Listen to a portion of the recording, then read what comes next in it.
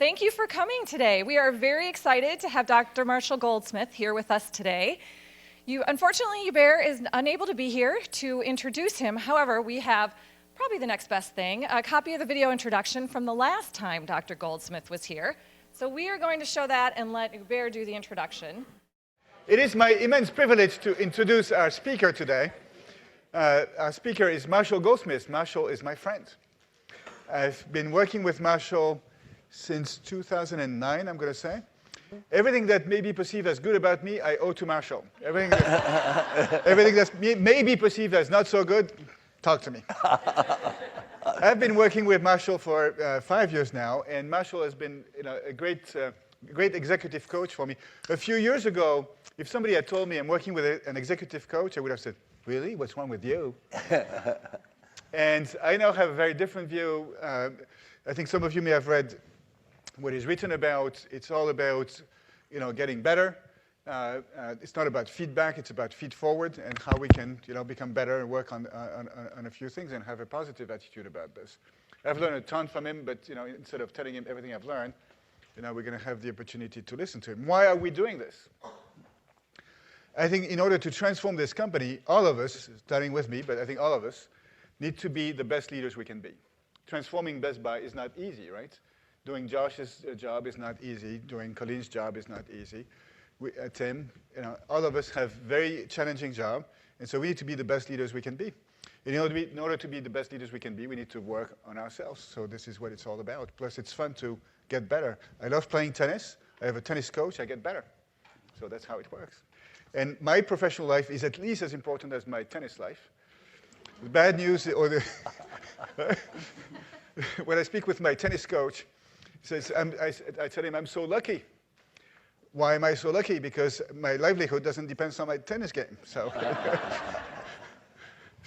the other reason we're doing this is that when I was doing in May focus groups with employees about what's exciting about working at Best Buy, why what's driving our motivation anywhere, and one of the things that of course everybody wants to do a great job, have impact, work with great people, and so forth, and of course learn new things, get better. And so I think all of us have an interest in getting better and developing ourselves, and so that's why we're doing this. So I am incredibly grateful for Marshall. Marshall, is on every list of the best people in the world. So we're very fortunate to have him. I think we're going to have a blast. And then I think the key is to do something based on what he's going to tell us, right? Because just having a blast in and of itself is good. But maybe we can do something with this, so we'll see. Marshall, thank you. You're my friend. Yay!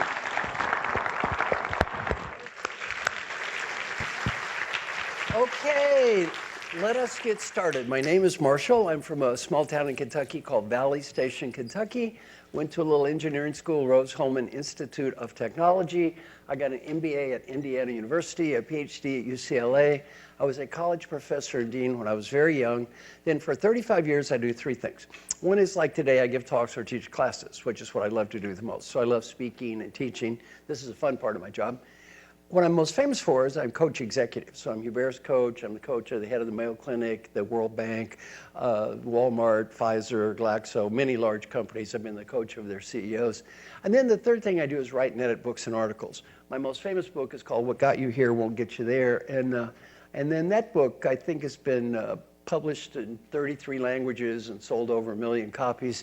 That was my 23rd book. After writing 22 books, it was very good to write a book that someone actually bought. Yes, people bought this book, other than my mother, my father, and assorted relatives, so that was very nice. And let's see, anything else about me? I have a website, how do you get back to that first page? Oh, there you go. I have a website, www.marshallgoldsmith.com. Please visit my website. I give everything away. All my material, you may copy, share, download, duplicate, use in church, charity, nonprofit. Use any of my stuff any way you want to. My basic attitude is we will all become equally dead. So we might as well do some good here, right? So if any of this stuff does any good for anybody, use it any way you want. And I love getting emails, marshall@marshallgoldsmith.com. Send me an email. If you send me an email, I can't promise to get back to you immediately, but I will get back to you eventually. Now, what are our goals? In your research, you've done a lot of work in employee engagement here in Best Buy. So I'm going to talk about employee engagement from a totally different perspective. and show you why the key variable in your engagement is you. I'm going to share a new model for planning the future, and then I'm going to share something today called the daily question process. I'm going to give you a tool you can use today that will help you get better at anything. It takes 2 minutes a day, and it costs nothing. Now, some of you are a little skeptical. You're sitting there saying, wait a minute, this guy's going to give me some tool. It takes 2 minutes a day, help me get better at almost anything, costs nothing. That's ridiculous. Well, that sounds too good to be true. I will also predict half of you that start doing this will quit within 2 weeks. And you will not quit because it does not work. You'll quit because it does work. See, the stuff I'm going to teach you today is real easy to understand. It's just hard to do. If you read my book, What Got You Here Won't Get You There, you read funny story after funny story after funny story. It's tempting to read the book and think, what a bunch of idiots. How could those people be so dumb? The idiots in the book all have IQs of 150, and they're all CEOs of multi-billion-dollar companies. And they'll all tell you, everything I'm going to teach you today, all easy to understand, all hard to do. Challenge in life is not knowing what to do. Our challenge is doing it. Now, we're going to practice peer coaching. You're going to have 20 seconds to stand up, look around the room, find one person you do not know and sit next to that person. I do not want groups of 3. I only want groups of 2. Stand up. Go. 20 seconds. Go, go, go, go, go. Find someone. Now, ho, sit. We are going to practice peer coaching. In peer coaching, you are not here to judge your partner. You are not here to critique your partner. You are not here to put your partner down. You're here to help your partner. I want you to shake hands with your partner and say, partner, my name is, I'm here to help. Go, shake hands with your partner. Go, go, go. Now, I am a fellow of something called the National Academy of Human Resources. I got to this presentation on human resources by 3 of the top HR people in the world. And they talked about everything they knew about employee engagement. And they talked about all the stuff companies can do to engage people, recognition, rewards, training, et cetera. It was all very good stuff. And then they said employee engagement around the world is near an all-time low. One thing, wait a minute, if all this stuff is so good, and people have known this for 20 years, how come it's not working? Why is employee engagement near an all-time low? Then I realized 100% of everything that was said is what the company can do to engage you, and absolutely 0% was what you can do to engage yourself. John Kennedy made a famous speech when he became president. He said, ask not what your country can do for you, ask what you can do for your country. Well, everything in this employee engagement stuff was the opposite of the John Kennedy speech. It was 100% what somebody else can do to engage you, and 0% what you can do to engage yourself. Now, I fly on the airplane constantly. On American Airlines alone, I have over 11 million frequent flying miles. Have any of you seen the movie Up in the Air with George Clooney? You have seen the movie. You know the card? I have the card. And this always happens to me with the card, especially women. I show them the card. They always say the same thing. You look just like George Clooney. Well, I'm on a typical flight, and there's 2 flight attendants. One's positive, motivated, upbeat, enthusiastic. One is negative, bitter, angry, and cynical. Have any of you ever been on that flight before? Same pay, same uniform, same company, same customer. What's the difference? The difference is not what's on the outside. The difference is what's on the inside. Now, 5 sources or 6 sources. Learning from executive coaching, some new research on leadership as a contact sport, values research. I want to talk about 6 different sources that indicate why the most important person for you is you. It's not really the company, it's you. First, learning from coaching. In my coaching, I don't get paid if my clients don't get better.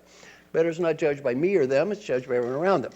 A great way to test if someone believes what they're saying, ask them a question. Want to bet on it? They say, I believe it, but I don't want to bet on it. You know what you learned? They don't believe it. You get paid for results, you learn humility. The client I coached, that I spent the most amount of time with, did not improve at all. The client I coached I spent the least amount of time with, improved more than anyone I coached. 200 people got better, and I got paid. Humbling lesson. For those of you with a background in mathematics, I made a chart. On one dimension, it was called time spent with Marshall Goldsmith. The other dimension was called improvement. There's a clear negative correlation between spending time with me and getting better. I thought that's a troubling chart. I go talk to my client who improved the most, who I spent the least amount of time with, who was ranked the #3 CEO in the world last year in Fortune magazine, behind only the Pope and Angela Merkel. He said he didn't mind losing to the Pope. He thought she was overrated. But His name is Alan Mulally. Alan was the CEO of the Ford Motor Company. He just retired and totally turned Ford around. Stock went from 1 to 17, and he did not take 1 cent of our United States government taxpayer dollars. Little round of applause for this guy.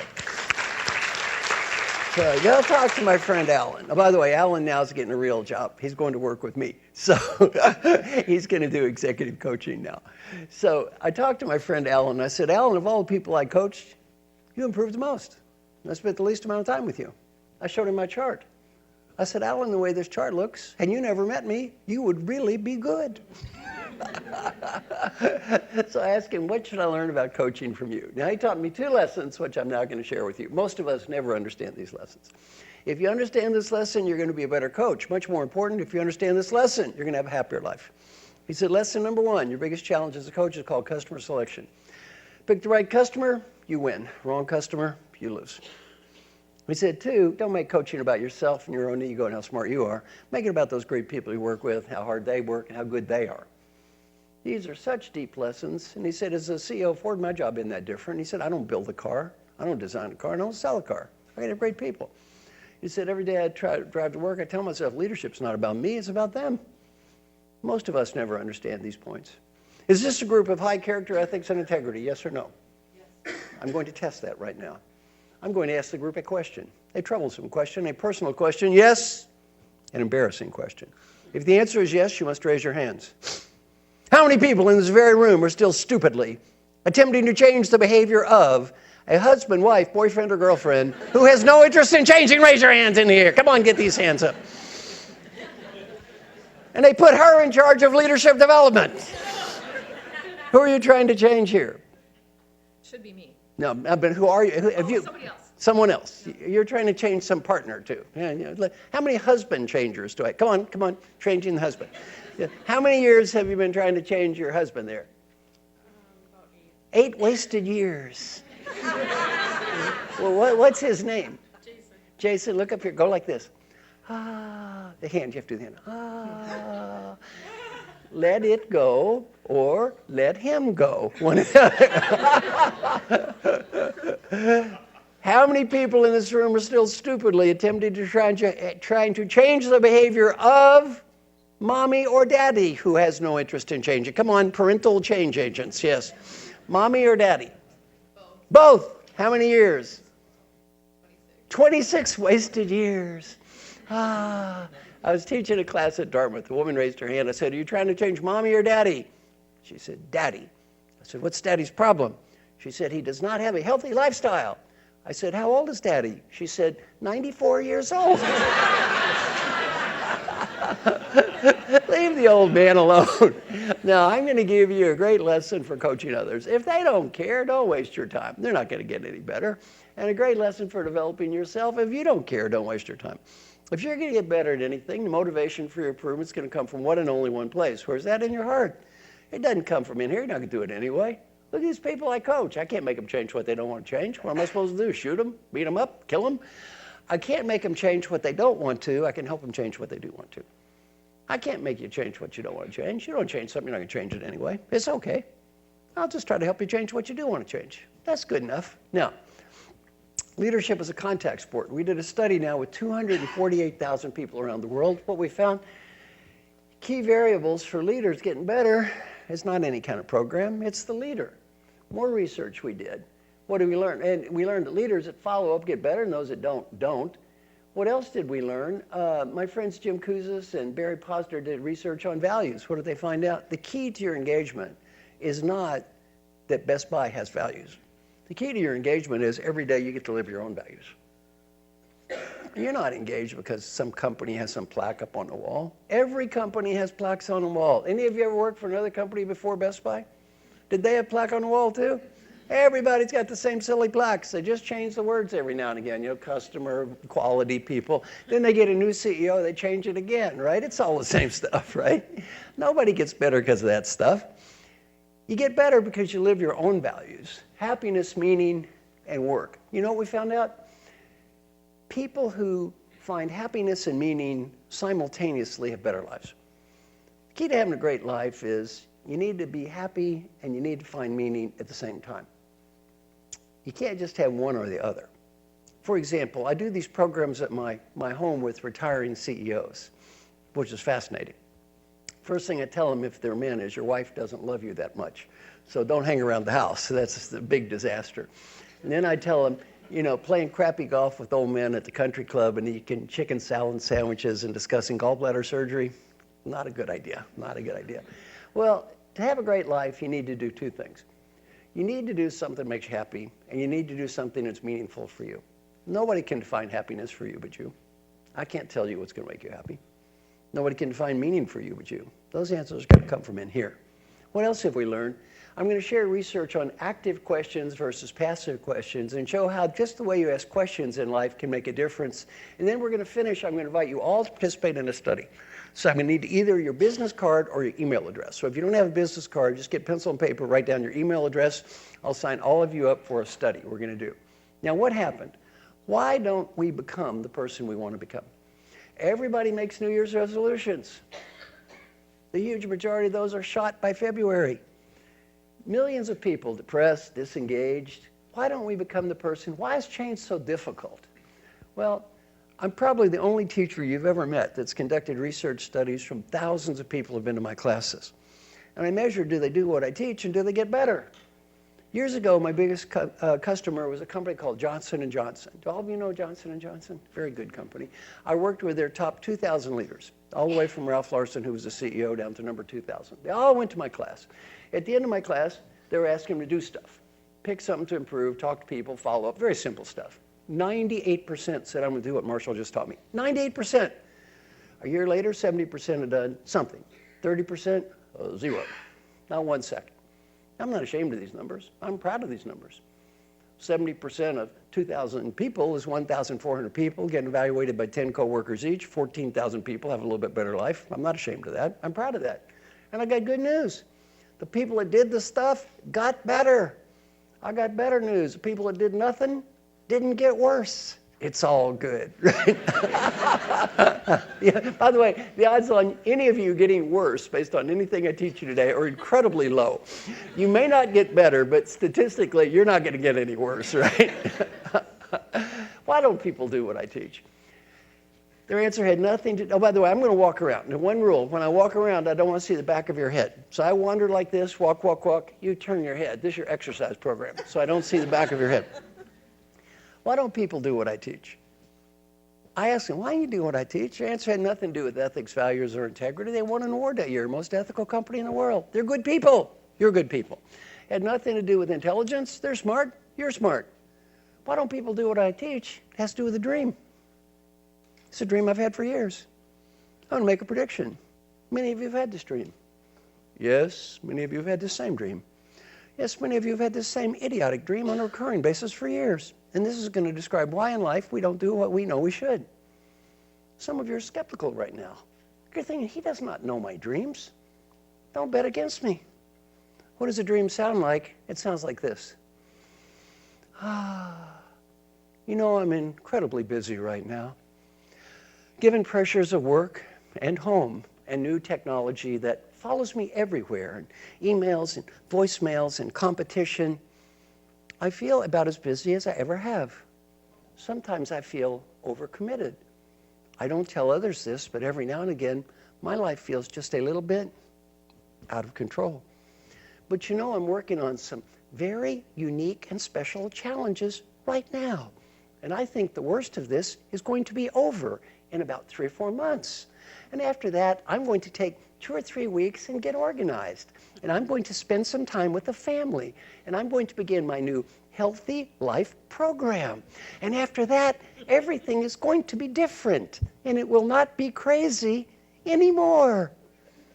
Has anyone in the room ever had a dream that vaguely resembles that dream? Now, how many years have we been having this same stupid dream? I want everybody to look up here, take a deep breath, and do your hand like this. Go, there's not going to be any 2 or 3 weeks. Sanity's not going to kick in. Well, there's an outside chance tomorrow's going to be crazier than today. Any of you in a job where you got to make numbers? You got to make those numbers every quarter. Numbers. Raise your hand. You got to make some numbers? Numbers. Numbers. You have to make numbers. What's your name? John. Let's all hear it for Joan. She overachieved this year on every number by 25%. Let's hear it for Joan. Yes, for Joan. Woo! Now, let us imagine that Joan overachieves this year on every number by 25%. What are the odds my buddy Hubert is going to come back next year and say, Joan, take a little break? Well, you know, Joan, I think you're working too hard. In fact, Joan, we're going to lower those numbers next year. Is that what would happen, Joan? No. What's going to happen to those numbers next year? They're going to increase it. They're going to go up. Now, I want everybody to raise your right hand in the air, and I want you all to repeat after me. It is always going to be crazy. It is always going to be crazy. Make peace with that. It's always going to be crazy. Sanity's not going to kick in. There's not going to be some 2 or 3 weeks. I'm going to give you a couple things to do today that require very little time. Why? If I gave you stuff that requires a lot of time, you're not going to do it anyway. You're not going to do it anyway. Why? It's not because you're mean or bad or evil. You're busy. You don't have enough time to do now what you got to do to get through the day. So if I give you stuff that takes a lot of time, you're not going to do it anyway. I'm going to give you a couple things to do, take very little time, that are going to help you get better. Now, classic delusions. Why don't we do what we know we should? First classic delusion is called the planner bias. You know, you make these plans for the future. These great plans about that person you're going to become. Yet we seldom live these plans. Why not? Well, the person doing the planning is not the same as a person doing the executing. See, that planner that wants to go on a diet is not looking at the chocolate cake. That doer is looking at the cake. Well, we think our planner is the same as our doer. No. The planner is quite different than the doer. And there's a huge gap between I understand what to do and I do it. We have some delusion that if we understand what we should do, that we're going to do it. No, there's a huge gap between I know what I'm supposed to do and I do it. When we make plans, we always thought it's not going to take that long. It always takes longer than we think. It's not going to be that hard. It's always harder than we think. And there's something called the high probability of low probability distractions. Now, what's that mean? When we make plans, we never plan on a low probability distraction. What is a low? You don't plan on a car wreck. You don't plan on somebody getting sick. Why? Because these are very low probability events. Here's the problem. There's 1 million low probability events. And although the odds on any one of them, we say, gee, what are the odds that happening? Very remote. The odds on something happening, almost certain. Well, there's always stuff that comes up we don't plan on, we don't think of, and we're always given stuff that are taking us away from our goals. We also have a delusion. We think we can objectively evaluate our own performance. Wrong. 70% of everyone I work with, we think we're in the top 10% of our peer group. 82% of us believe we're in the top 20, and 98.5% believe in their top half. We're delusional. And I've got some good news. Every time you get promoted, you get more delusional. Have any of you been promoted in the last couple of years? Did you notice your jokes got a little funnier? Those comments, a little more profound. Oh, you even look a little prettier than you used to. Well, what happens every time we get promoted? People laugh at the jokes. They pretend our comments are wise. And all of a sudden, we start believing this nonsense. Well, it's very hard to objectively look at ourselves. I have the courage to monitor my own behavior. Tough. I'm going to tell you that today. And finally, I don't need structure to become the person I want to become. Yes, you do. We all need help. And one thing I like about Hubert, what did he say? I need help. We all need help. I need help. You need help. Anybody been trying let me just give you a simple example. Listener. Anybody need to be a better listener?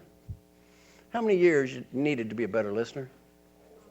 Yeah, since birth, right? Now, what's your first name? Jason. Raise your right hand. My name is Jason. My name is Jason. How old are you, Jason? 36. I'm 36. I'm 36. I haven't fixed this yet. I haven't fixed this yet. I may need help here. Definitely need help. Well, you see what I mean. We haven't fixed it yet. Guess what? You probably need a little help. And there's nothing wrong with you or wrong. That's just you're human. We all need more help than we think. If you get over that need for being macho and I can do everything by myself and I don't need help, life gets a whole lot better.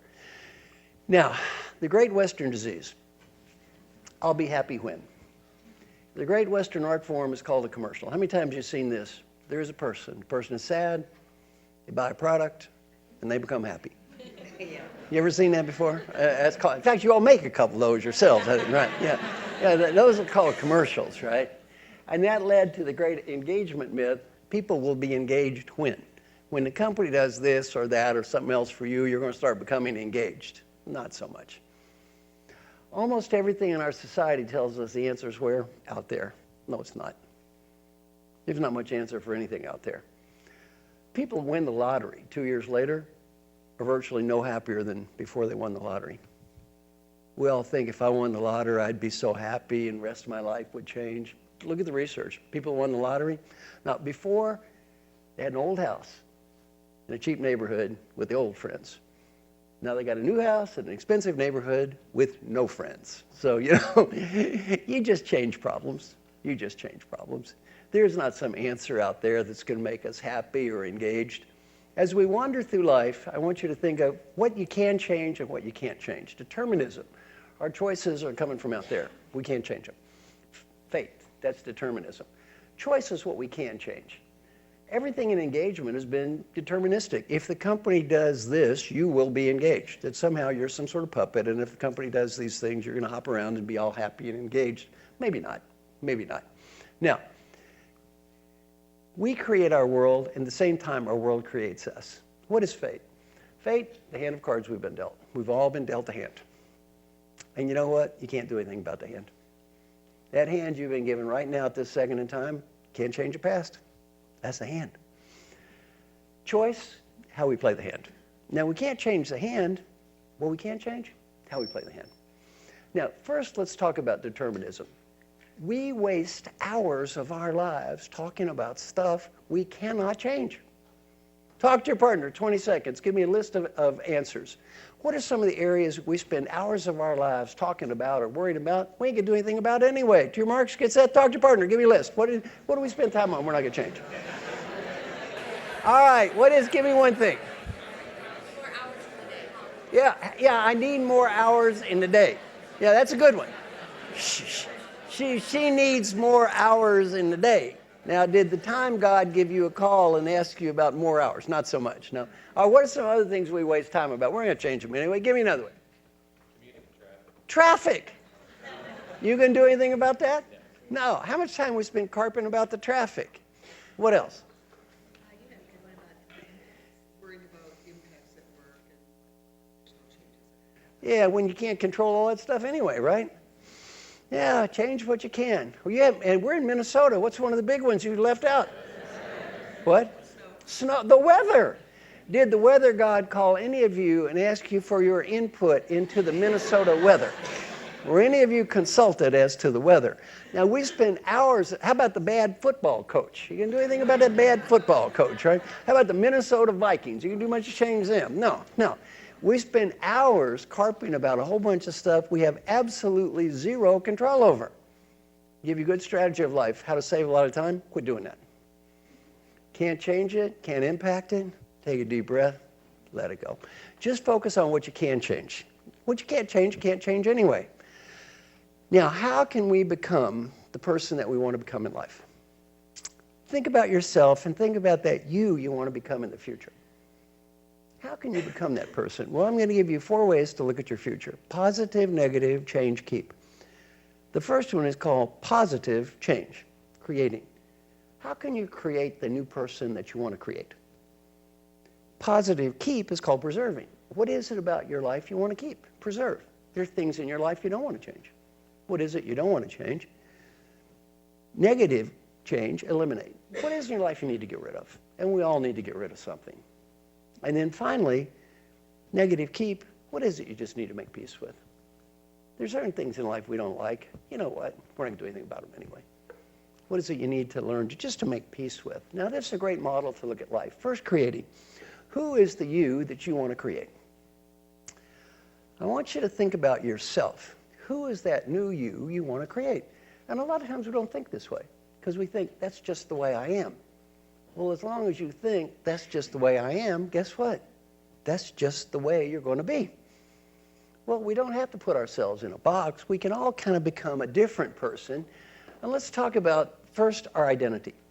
Now, before you talk about becoming a different person, who's the old person? Who is the you that's there now? And how do you know who you are?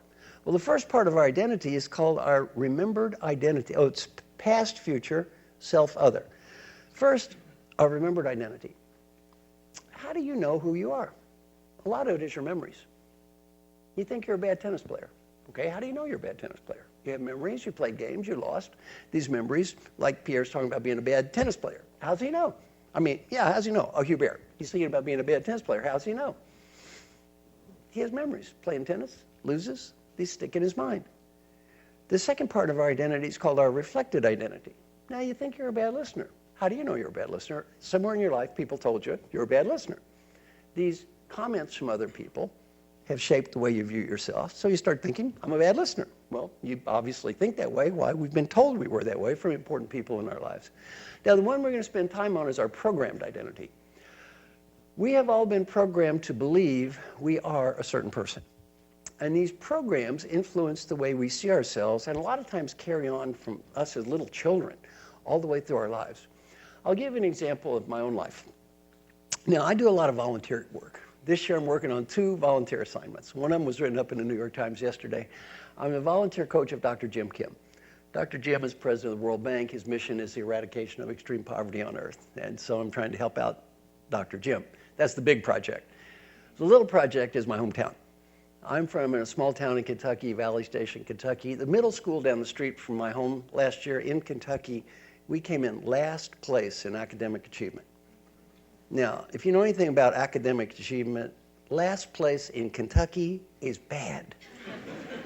That means you got your butt kicked by Appalachia. No, very bad. Losing to Appalachia in academic achievement, not good. So we came in last place in Kentucky, which means close to last place in the whole United States.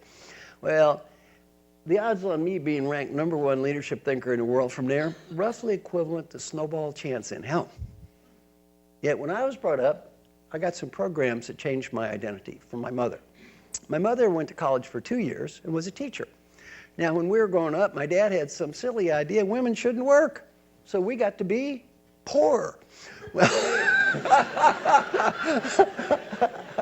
oh well. Now, the bad news is we were poor. The good news is all of my mother's teacher energy was devoted to one person. Who was that? Oh, it was all me. I was the first grade class year after year after year. I knew how to add, subtract, multiply, and divide before I went to school.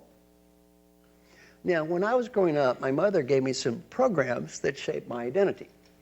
To start with, she said, Marshall, you are smart. Oh, she didn't say I was kind of smart. She said, you are extremely smart. She said, you are the smartest little boy in Valley Station, Kentucky. She also said, Marshall, you are going to college. This was never portrayed as a vote. No, I get the feeling if I didn't go to college, she's going to kill me. No, you are going to college. And she said, you can go to graduate school. And now my dad had a little 2-pump gas station. And growing up, she told me, she said, very natural for me to be involved in cars and tools and mechanical things. When I was growing up, my mother told me, she said, Marshall, you have no mechanical skills, and you will never have any mechanical skills for the rest of your life. So I get this message, you have no mechanical skills. How does this impact my development as a kid? I'm never encouraged to be around cars, never encouraged to be around tools, never encouraged to be around any mechanical thing. So what happened? I don't learn. My father, you have no mechanical skills. My friends, you have no mechanical skills. They talk about tools. I don't know what the tools are. Somebody talks about a universal joint. I thought a universal joint was something people smoked. I have no idea. I'm 18 years old. I take a test, the United States Army Aptitude Test. Part of it was called the Mechanical Aptitude Test. Another way to describe that test, name that tool. They showed you pictures of little tools, and you got to guess the name of the tools. On the United States Army Mechanical Aptitude Test, I scored in the bottom 2 percentile of the entire United States. For those of you who know about mathematics, I scored significantly below random chance. Now, Now, it was no longer my mother saying, you have no mechanical skills, or my father. It was United States Army, a staff of trained psychologists all got together to prove I had no mechanical skills. Did I doubt this? Of course not. It's not till I'm 26 years old. I'm getting a PhD at UCLA. I'm in old Dr. Tannenbaum's class, and I question this. Hands up, piece of paper, 2 pieces. 1 piece of paper, things I do well. What did I write? Scholarly pursuits, research. What was I saying? Smart, smart. Things I can't do, what did I write? I have no mechanical skills. I will never have any mechanical skills. He said, how do you know you have no mechanical skills? I said, it's hopeless. I took a test. I was defeated by random chance. He said, how are your mathematical skills? Oh, perfect score on the SAT math test, 9 courses of math, past calculus. I have great mathematical skills. He said, why is it you can solve complex mathematical problems, but you cannot solve even simple mechanical problems? He said, how's your hand-to-eye coordination? I said, I guess it's okay. I could play pinball and shoot pool, drink beer. He said, why is it you could play pinball and shoot pool, but you can't hammer nails? When I was 26 years old, I realized I had no mechanical skills because I was told I had no mechanical skills. It became part of my identity. I believed it. As long as I carried that around, it would never change. Now, we all do this to ourselves. I coach CEOs. Same thing happens with them. They're no different. They're like you. What do you need to do better? Oh, I can't listen. I've never been able to listen. I can't listen. Look in the guy's ears. Why not? You got something stuck in there?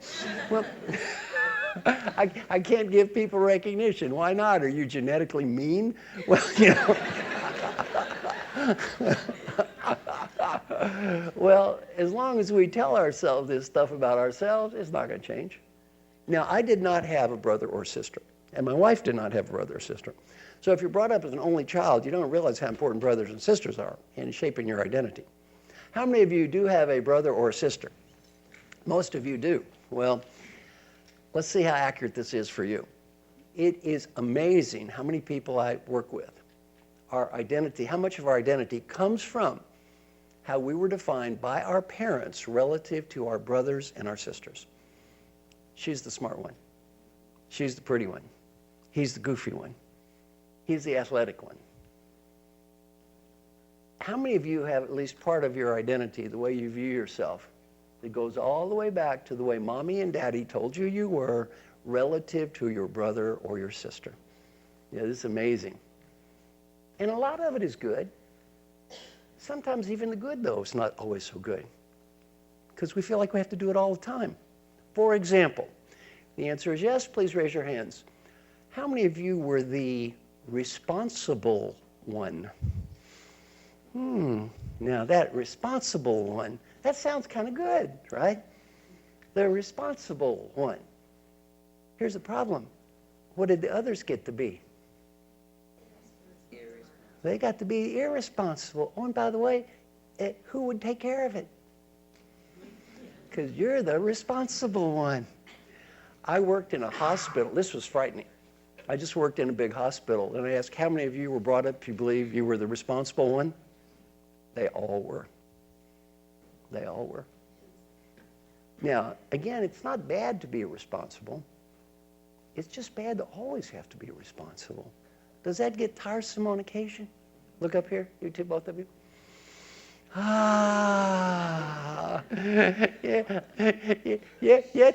Let those lazy, irresponsible ones do something once in a while. It's not going to kill them, right? Yeah. Or, even being the smart one. Now you think, being a smart one, that's good, sort of. Except then you have to always be smart. Now, my friend I mentioned, Dr. Jim Kim, the president of World Bank, he has a simultaneous MD medical degree and PhD with honors from Harvard in anthropology in 5 years. A normal human to get a PhD in anthropology from Harvard is 8 years. No, he got one in 5 years with honors and an MD at the same time. Now, the first time I talked to him, I'm taking notes. I said to him after an hour, I said, Dr. Jim, in the last hour, you just told me how smart you were 6 times. I had them all documented. Now, I said, I'm a little slow, but I read your bio. I kind of figured that out. He was so embarrassed. How deep of a drive do you have to prove you're smart to get a simultaneous MD and PhD with honors in anthropology from Harvard in 5 years? How deep is that crap? Do you think it goes away when they give you the degrees? They don't have enough degrees. Why? That's not coming from out there. Where's it coming from? In here. Now, I want you to think about the way you've been defined in the past. The responsible one, the clever one, the hardworking one, the one that can't listen. Think about the identity you've been given, and probably that same identity you've been carrying around. You're going to talk to your partner and say, here's one element of my identity. Maybe I don't have to change totally, but maybe here's one element of my identity moving forward. I could change a little bit. To your marks, kids, talk to your partner. What's one thing that you've been defined you were, and how could it change a little bit? Go, talk to your partner. Okay, stop. Shh. Now we have, these two are good. She's the responsible one who didn't have to always be responsible. How about you? He's the irresponsible one. Used to be, was. Well, and again, the point about all this is not that anybody in the room is a bad person. It's just you don't have to always carry that around day after day after day. You don't always have to be the responsible one or the one that can listen or the one that can't listen or the smart one or the stupid one or whatever that stuff is. Most of it just made up anyway. Now, we can all become a different person without being a hypocrite or a phony. One reason we can't change our identity is, what's the definition of a phony? Not me. And if me is this way, and you try to change, then by definition, must be a phony. Why? It's not me. Challenge the definition of me. Challenge that definition of me. Maybe that me doesn't always have to be the me you defined earlier. I'll give you an example of someone who did a great job of changing his identity several times. The famous rock star Bono. If any of you know Bono, the rock star, I had dinner with him one night, so I had dinner for about an hour and a half. And I didn't know anything about his music, you see, because it was recorded after 1975. So I didn't know anything about his music, but he didn't talk about his music. He talked about his identity. He started out, first part of his identity was regular guy. Not pompous, putting on airs, just a regular guy. He's still very much a regular guy. He used the F word about every third word in our conversation. And he apologized. He said, sir, I shouldn't use such bad language. I said, I'm from Valley Station, Kentucky. I thought the F word was the adjective that preceded all nouns. So this doesn't bother me that much, right? Well, after being a regular guy, next part of his identity was music fan. He's still a music fan. He talked about how he liked these groups and listened to them, got all excited. Then he became a musician. He talked about being a musician. He loved being a musician. It wasn't just about making money. He talked about getting together with his family, and on Sunday they'd all get together and sing and have good times. Then he became a musician himself. Then he became a rock star. So he talked about being a rock star. He wasn't showing off or bragging. That's just who he is, right? Talked about life as a rock star. Then he decided to become a humanitarian and help others. You know what he said? He just got crapped on for trying to be a humanitarian. People said, you're phony, shallow, rock star. What do you know about any of this, right? Who are you to be trying to do these things, right? He just got dumped on for this. Why? He was put in a box. His box was rock star, not humanitarian. Finally, you know what he said? To heck with it. If I want to try to help people, I shouldn't have to apologize for this. I'm trying to do some good here. You know, I'm a rock star. Okay, that's who I am. It gives me a little platform to do good, but there's no reason for me not to try to do some good. And I don't have to apologize and feel ashamed of myself for trying to help people. Well, now he's a humanitarian. He's not a fake humanitarian or pretend to be a humanitarian. He's a real humanitarian. A large part of his life is devoted to helping people. Well, learning point, we can all be something different without being a phony. The other learning point is it's hard to change our identity because the people around us tend to put us in the box where we've always been.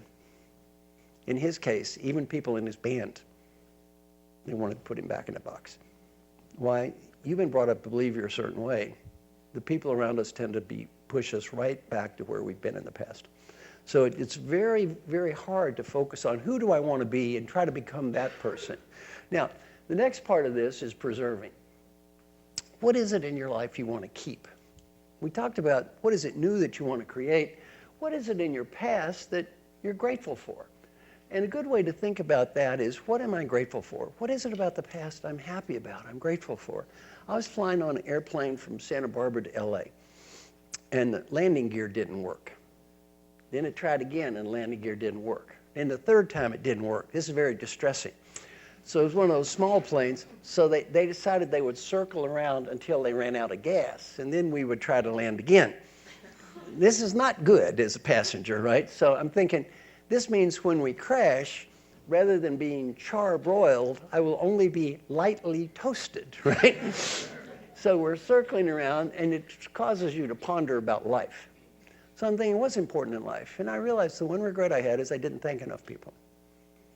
So many people have done nice things for me I should have thanked that I didn't thank. And since then, I just try to thank people. Well, a good way to look at what you want to preserve in your life, who do you need to thank? Talk to your partner, answer this question. Who do you need to thank? Go, talk to your partner. Talk.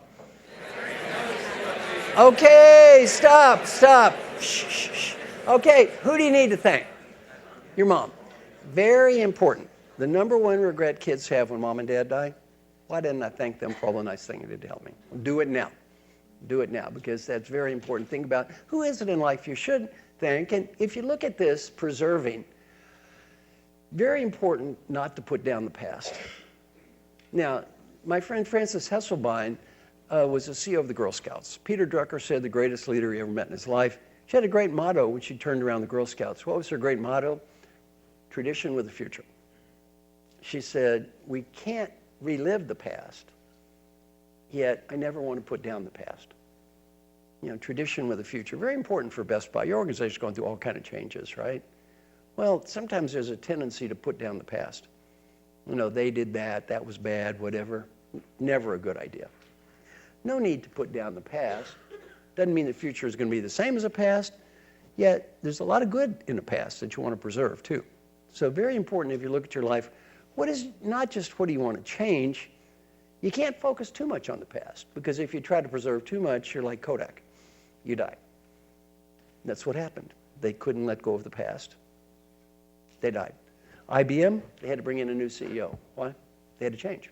IBM is 80% today a different company than it was. Why? You know what they realized? We can't put down the past, we can't relive the past.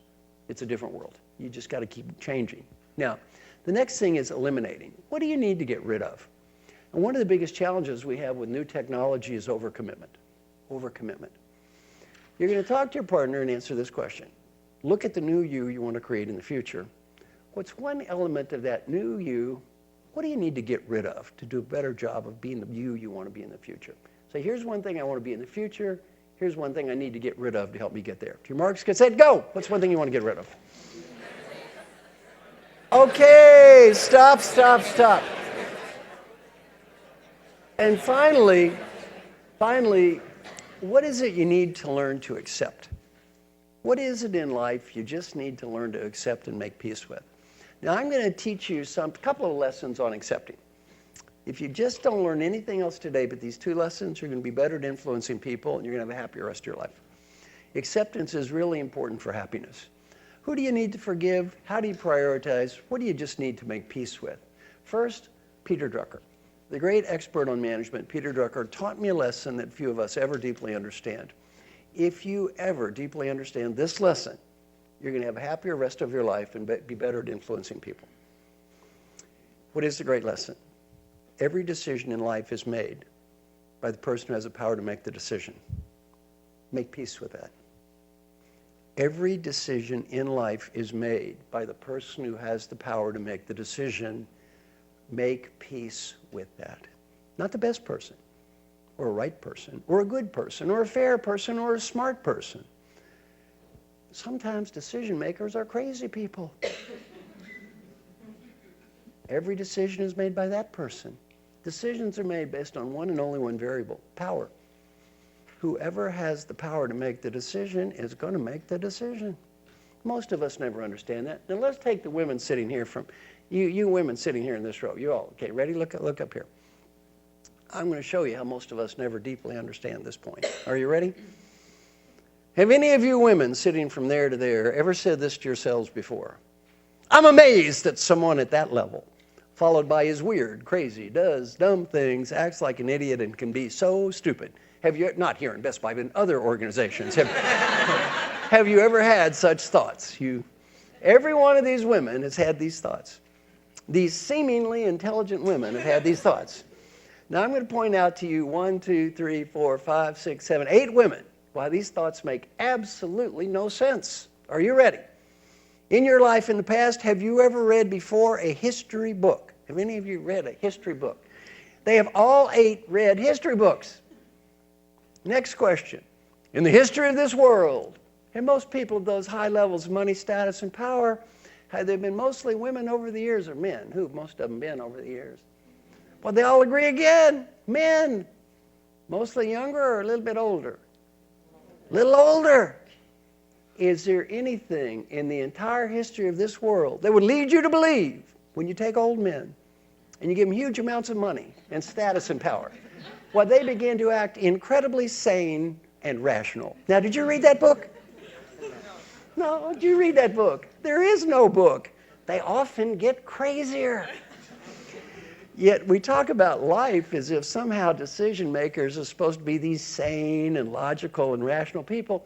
Now, what planet would that be on? Not on this one. No. Decision makers are often completely insane. Now, Peter Drucker had a great point. If she's the customer, if she's the decision maker, and she has the power, and you need to influence her, one word to describe her, customer. One word to describe you, salesperson. It's not their job to buy. It's our job to sell. Another key point from Peter Drucker, a great point to remember in life. Our mission in life is to make a positive difference, not to prove how smart we are. Our mission in life is to make a positive difference, not to prove how smart we are. We get so lost on proving that we're smart and right and clever that we forget to make a positive difference. Why? We have to prove we're right all the time. Very important, don't get lost on being right. Focus on making a difference. Now, before you deal with any topic, breathe. Before you deal with any topic, breathe and ask yourself a question. Am I willing at this time to make the effort required to make a positive difference on this topic? Am I willing at this time to make the effort required to make a positive difference on this topic? If the answer is yes, go for it. The answer is no, take a deep breath. Let it go. Let it go. Now, one nice thing about getting older is, you know what you realize? You don't have that much time left anyway. And what you realize is, what matters? Where can I make a difference? Well, put your energy there. If you're not going to make a difference, you know what? Just take a deep breath and let it go. Why? Our mission in life is not to be smart or right or clever. It's to make a difference. Just try to make the best positive difference that you can make. Now, applying this model, we can use this for ourselves, our teams, all kinds of people. I am now going to teach you something that's going to help you do all the stuff we've talked about so far. This is the stuff that takes 2 minutes a day and is free. Are you ready? Look into the eyes of your partner. Look into the eyes of your partner. I want you to imagine your partner is going to call you on the phone every night for the rest of your life. Every night for the rest of your life. Now, are you single or married? Single or married? Dating. A bad idea. She might not like this. Now, I have a woman call me on the phone every day. I talked to her this morning. I talked to her yesterday. I'm going to talk to her tomorrow. Her name is Kate. I pay Kate to call me every day. Every day she listens to me read 32 questions that I wrote and provide 32 answers that I wrote every day. Now somebody asked me, why do you pay somebody to call you on the phone every day just to listen to you read questions that you wrote and provide answers that you wrote? Why do you do this? Somebody said, don't you know the theory about how to change behavior? I wrote the theory about how to change behavior. That's why I have somebody call me on the phone. I know how hard it is. It's not easy for me. I got 11 million frequent flyer miles on one airline. Not so easy. That's an excuse to be alcoholic. That's an excuse to be divorced. That's an excuse. Oh, you can make all kinds of excuses with 11 million miles. Those excuses don't matter. It's hard for me, it's hard for you, it's hard for all of us. Not because we're mean or bad or evil people, it's because we've got so much going on in lives. It's hard for us to keep anything in our heads. Now, I'm going to share some of my questions, but my questions aren't intended to be yours. The idea of this exercise is I want you to write your own questions. And every day, here's what you do. You write down a series of questions, put it on an Excel spreadsheet. One column, you got questions. 7 boxes across, one for every day of the week, Monday, Tuesday, Wednesday, Thursday, Friday, Saturday, Sunday. Every question is answered with yes, a no, or a number. Every day you fill out that little form. Now I'm going to share some of my questions. Mine are not intended to be yours, though. If you want all my questions, send me an email, marshall@marshallgoldsmith.com. I'll send you all my questions. Here's the important point, though. Mine are not intended to be yours. The idea is you write your own questions. Why? I can't tell you what's important to you. That's not my place. This will just help you figure out for yourself what's important to you. And I can't tell you how to measure it. This will help you measure it. Now, some of my questions. One of my questions every day is, how many times yesterday did you try to prove you were right when it was not worth it? I almost never scored a 0 my whole life. Kind of hard for that old professor not to be right all the time. Got any engineers in the room here? Anybody an engineer? No.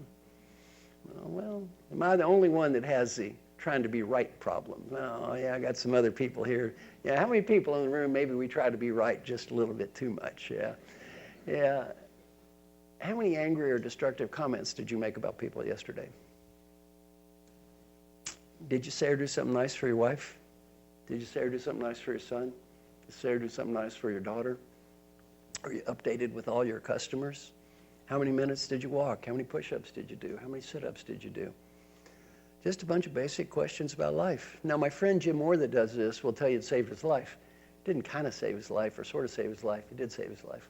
What's one of his questions? Are you currently updated on your physical examination? First 90 days he did this. Every day, what did he say? No. After 90 days, he said, this is embarrassing. This is like failing a test. Every day. When I wrote the question, I knew the answer. And I failed the test every day. By the way, every day we fail tests. When we wrote the question and we know the answer. Every day. Well, he said, this is embarrassing. I got to get the dumb exam or quit asking a question. He got the dumb exam. What did the doctor say? You have cancer. Now, he's going to be fine. That was many years ago. The doctor also said, had you waited 7 more months, you'd have been dead. He was 65 years old at the time. He knew he should have got a physical exam. He's not a stupid man. Just didn't do it. How many people in this room have ever told yourself, I'm going to get that exam after I go on that healthy foods diet and begin my exercise program? Come on, get these hands up. Now, did we trick the doctor with that strategy? I was teaching at the University of Michigan. Some man raised his hand. I said, sir, did you trick the doctor? He looked at me and goes, I am the doctor, right? Well, we don't ask that question because we're afraid of the answer. You're going to talk to your partner, and you're going to say, partner, here's one question I should challenge myself with every day. Your partner says, here's one question I should challenge myself with every day. Go back and forth until I say stop. To your marks, get set, talk to your partner. Go! Okay, stop. Now, I love listening to people's questions. She had a good one. Was angry. One of mine is how many angry or destructive comments did I make every day? So that's a good one. How about one for you? What's a question every day? Did I say something positive to my wife? Say something positive to your wife. That's a good one. How about you? What's one every day you should ask yourself? Did I appreciate my kids today? Did you appreciate your kids today? See, these are all good things. We all know what we should do. The problem is not knowing what to do. I could ask any one of you to give me a list. You tell me that person you want to become. You know what? I've seen a lot of these lists. You don't need a company to do this for you. You could write a fine list. The problem's not being able to write the list. The problem's doing the stuff on the list. This is very tough. I've been doing this for years, I can tell you. For most of us, a lot of people can't do it. Why? It's hard to look in that mirror every day. See, it's a whole lot more fun to look out there in the world and blame all those problems on who? Them. Let's all talk about what's wrong with them out there, and they're all screwed up and how bad they are. That's a whole lot more fun than doing what? Looking at that mirror every day and saying, what is it I can change? Me. Well, this is tough. It works, though. If you do this, you'll get better at almost anything you put on that list. Why? Day after day after day. You got to look at it. There's a great man named Dr. Atul Gawande who wrote a book called The Checklist Manifesto. Have any of you read this book, The Checklist Manifesto? Very sobering book. The book says if you go in for a surgery and the nurse asks the doctor a series of very simple questions from a checklist before the surgery, Odds on unneeded infection plummet, and the death rate because of unneeded infections cut by 2/3. Huge majority of hospitals in the world, they don't let the nurse ask the doctor a question. Why? Ego. According to Dr. Gwandi, more people have died because of the egos of surgeons that died in the Vietnam War, the Afghan War, and the Iraqi War combined. Ego. They're too proud. They're too proud. Why is it very few people would have somebody call them on the phone every day like I do? Too proud. I shared this with Dr. Gwandi. You know what he said? I'm doing this every day in my own life. Ask him why. He said maybe every 2 or 3 months, I do have the nurse ask me the questions. And maybe once every 2 or 3 months, that nurse will say, did you wash your hands? I'll look at the nurse and say, I don't know. I can't remember. Maybe. Maybe not. I'll go wash my hands, thank you. He said, I can't even remember if I wash my hands once every couple months.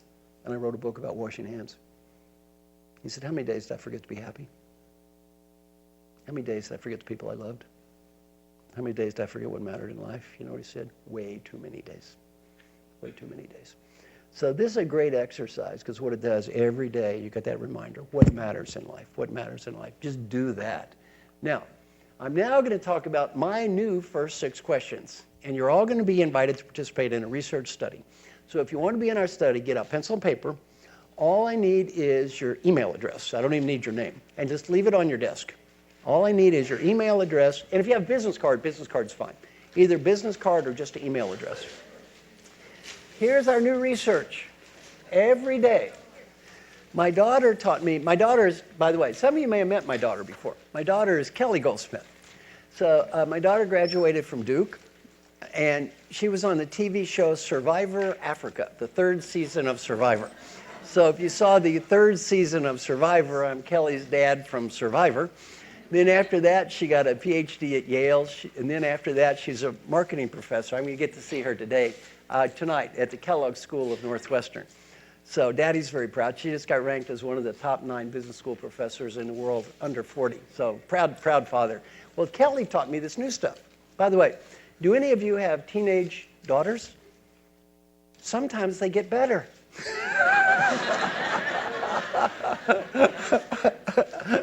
My daughter was awful. Bro, she was just terrible. But sometimes it comes. And by the way, all the money you spent, you never know. Maybe it comes back. You know, who can tell, right? Well, my daughter came up with this great idea. We were doing all this stuff on employee engagement. And she said, Daddy, everything in employee engagement is about passive questions.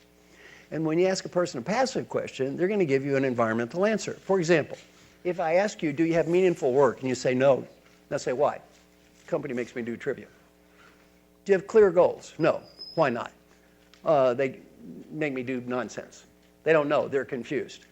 Do you have a best friend at work? No. Why not? They're all jerks. Well, you know, if we ask people passive questions, we invariably get environmental answers. If you ask an active question, you get a personal answer. Now, I'm going to teach you 6 active questions and share our research, and you're all invited to participate. By the way, I recommend you ask yourself these 6 questions every day. They're the first 6 questions on my list now. Question number 1 every day is, did I do my best to set clear goals? Not did the company give me goals. Did I do my best to set my own goals for today? Number 2 every day, did I do my best to make progress toward achieving my goals? Number 3, did I do my best to build positive relationships? Not did other people try to build positive relationships with me. Did I do my best to build positive relationships with other people? Did I do my best to be happy? You know, it's amazing how we don't ask this question. Did I do my best to be happy? I'm coaching 3 medical doctors now. One of them I mentioned is Dr. Jim. The other one's Dr. Noseworthy, head of the Mayo Clinic. And the other is Dr. Ross Shaw, head of USAID. Now, none of these guys were at the back of the line when the brains were passed out. All 3 asked him this question, how do you score on, did you do your best to be happy every day? All 3 had exactly the same answer. I never thought about it. It never dawned on me to try to be happy. I asked them, did it dawn on you that you're going to die? Well, they kind of figured that much out because they're doctors, right? Well, I say, you think this is a dumb question? No, they all said it was a great question. It just never dawned on them to ask themselves that question. They're so busy achieving crap that they never dawned on them to try to be happy. Did I do my best to find meaning? Rather than saying, did the company give me meaning, did I do my best to find meaning myself? And finally, did I do my best to be fully engaged? Rather than did the company engage me, did I do my best to engage myself? 6 very simple questions. By the way, they all apply at home as well as work. They all apply at home, they all apply at work. Same 6 questions. Now, we're going to do a case study. I want you to imagine you have to go to a meeting, a boring meeting, stupid PowerPoint slides. You don't want to go to the meeting. You're dreading the meeting. It's going to last an hour. You have no choice, and you have to go to the stupid meeting. How many of us have ever attended such a meeting before? We've all been to this boring meeting. Now, I want you to imagine at the end of that meeting, you're going to be tested on 4 questions. Did I do my best to be happy, to find meaning, to build positive relationships, and be fully engaged? The presenter will not be tested. The company will not be tested. You will be tested. Here's my question. Talk to your partner and answer this question. If you knew that you were going to be tested at the end of this meeting on these 4 questions, what is one thing you would do differently to raise your score on at least one of those items? To your marks, get set, talk to your partner. What would you do different? Go, go, go, go, go. Talk. Stop. All right, what's one thing you would do different? Make some small talk beforehand to build positive relationships. Try to build relationships with people. Excellent. What's one thing you might do different? Take better notes. Take better notes. What's one thing you might do different? Practice active listening. Active listening. Here's the point. I have asked 100,000 people that question. No one has ever said nothing. No one has ever said there's nothing I would do different. Everyone came up with some answer. Now I'm going to give you a very radical idea. Next time you have to go to the meeting, do test yourself. Let's go back to the flight attendants. One flight attendant is negative, bitter, angry, and cynical on that 3-hour flight. One is positive and upbeat and motivated. For the 3-hour flight, who's the real loser with that negative flight attendant? It's not American Airlines. American Airlines bankrupt anyway. It's not the customer. I'm the customer. After 5 minutes, I don't care what the flight attendant is doing. I'm like a zombie. Who is the real loser for 3 hours? It's the flight attendant. If you're in that meeting for 1 hour and you're negative and bitter and cynical and angry, it's your hour. It's not the company's hour. It's your hour. See, let me tell you what I love about everything I just taught you today. It's good for the company. It's good for your customers. It's better for you. Why? It's your hour. You're not getting the hour back. That's your hour. And the main reason to do this is not about Best Buy or your customers or all that. That's all good. That's not the main reason to do it. Main reason to do it, you have a better life. You just have a little bit better life. That makes sense to everybody? Yeah. Now, you're going to talk to your partner 30 seconds and come up with a good question to ask me. We don't have a question is not an acceptable answer. You have to come up with a question, and then I'm going to wander around, and I'll answer a few of your questions before we wrap up. To your marks, get set, talk to your partner. Go, go, go, go, go. Okay, stop, stop, stop. Shh. Okay, good question. What is it? How do I find my person to ask? Well, I pay somebody. You don't have to, though. You can get a friend to do it. Get somebody in the room to do it. You know, this isn't rocket science. The person doesn't give me coaching. All she does is listen to me, read, and answer the questions. Why do I pay somebody to do this? Just like you. If I could have fixed it by myself, it probably would have been fixed by now. Why? My name is Marshall. I am weak, and I need help.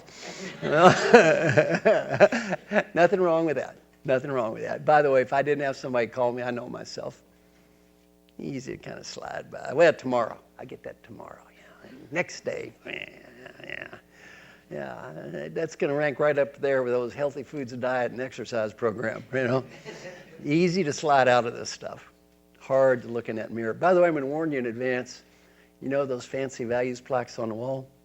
That's not real values. Talk values. You want to know your real values? Make that list of questions every day about what's important in your life. Fill out that little report card every day, and at the end of the week, that Excel spreadsheet gives you a scorecard. I'm going to warn you in advance, it's not going to be as pretty as a value plaque. You do this every day, it's hard. I amaze myself with my ability on a daily basis to screw something up. I keep thinking some days I ought to slide by, without making some mistake. No, not so much. Every day I screw up something. How many of you have impressed yourself with your ability on a daily basis to screw up something, right? It's amazing how that works, right? All right, what's a good question? What's a good question for you two? What are you most proud of? What am I most proud of? Small things. Somebody sends me an email and maybe help them have a little bit better life. That's good enough for me.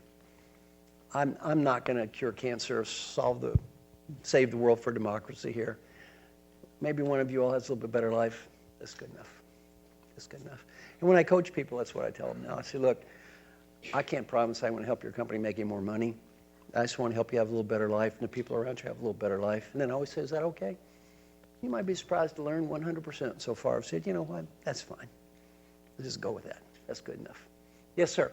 On the scoring of your own questions. Yes.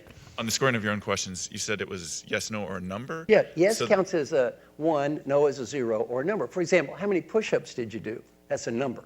Gotcha. Yeah. So held to the standard of did you do your best, it's a strict yes, no 1 to 10 question. scale. Good question. I just use a scale, 1 to 10 scale. Did you Okay. do your best? Yeah.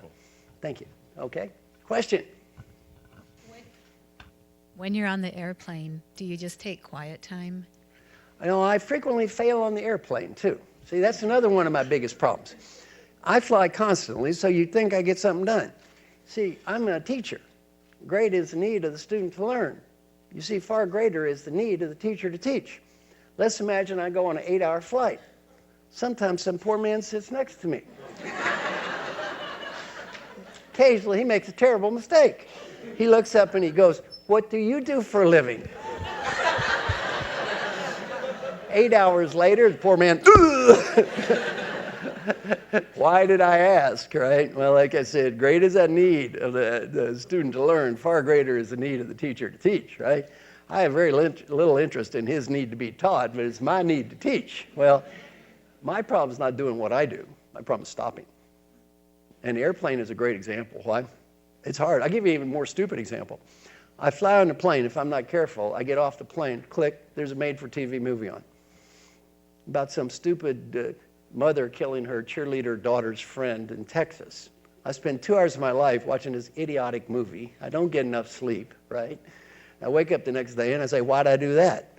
I gave this example at Dartmouth. The young guy raised his hand. He said, I watched the movie twice. I said, why? He said, I don't know. It's so stupid the first time.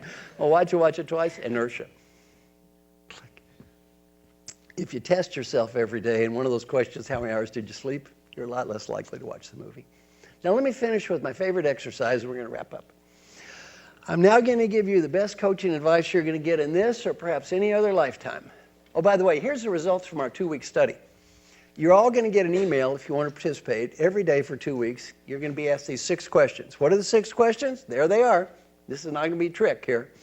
Every day you get asked these questions. Then 2 weeks later, we ask people, do you feel happier or is your life more meaningful? All that stuff. What have we learned?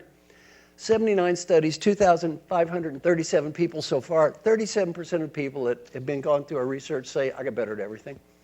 I feel happier, my life is more meaningful. 65% say I got better on 4, 89% something, 11% said no change, and 0.4% said something got worse. Again, good news, you might not get better. You probably won't get worse, okay? Now, I'm going to finish with my favorite coaching exercise in the world. You're now going to get the best coaching advice you're going to get in this or any other lifetime. Are you ready? I want everybody to take a deep breath and do your hand like this. Go, ah. I want you to imagine that you're 95 years old and you're just getting ready to die. You're on that deathbed. Here comes your last breath. But right before you take that breath, you're given a beautiful gift. The ability to go back in time and talk to the person in this room. The ability to help this person be a better leader. Much more important, the ability to help this person have a better life. What advice would the wise 95-year-old you, who knows what mattered in life and what didn't, and what was important and what was not, what advice would that old person have for the you that's sitting in this room? You don't have to say anything or do anything or write anything. Just answer that question in your mind. What advice would that old person have for you? Whatever you're thinking now, do that. In terms of a performance appraisal, that's the only one that's going to matter. That old person says you did the right thing, you did the right thing. That old person says you made a mistake, you made a mistake. You do not have to impress anyone but that old person. Some friends of mine interviewed old folks who are dying, got to ask this question: what advice would you have? Personal side, 3 themes. Theme number 1, 3 words: be happy now. Not next week, not next month, not next year. Be happy now. Comment from old people: I got so busy chasing what I didn't have, I couldn't see what I did have, and I had everything. Many of you have friends and family and health. Compared to me, you have youth. You got it all. Don't get so wrapped up chasing what you don't have, you can't see it. Learning point number 2, friends and family. Everybody look up here. Do your hands like this.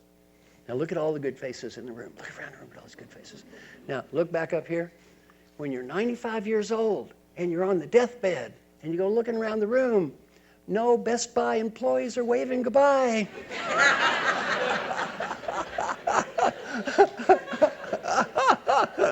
You start to realize, uh-oh, these friends and family, they seem kind of important. They're the only ones who seem to be here today. And learning point number 3, if you have a dream, go for it. Because if you don't when you're 35, you probably won't when you're 85. Doesn't have to be a big one. Go to New Zealand, speak Spanish, play a guitar. Other people think your dream is goofy. Who cares? It's not their dream, it's yours. It's not their life, it's your life. Had a very embarrassing experience a couple of years ago. I was teacher's class, and I said, go to New Zealand, speak Spanish. Guy raised his hand and said, we're in Spain, you idiot. We all speak Spanish.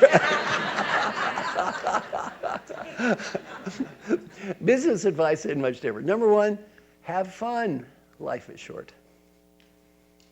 Have fun. Life is short. Number 2 is people. Do whatever you can to help people. Main reason to help people has nothing to do with status or money or getting ahead. Main reason to help people is much more important. The 95-year-old you will be proud of you because you did, and disappointed if you don't. And final advice also saying, go for it. The industry's changing, the world's changing. Do what you think is right. May not win, at least you tried. Old people, we almost never regret the risks we took and failed. We always regret the risk we failed to take. And final thing I would like to say is I had a great time working with all of you today. Hope you found our little time together to be practical and useful. You have just a little bit better life. Thank you. Thank you.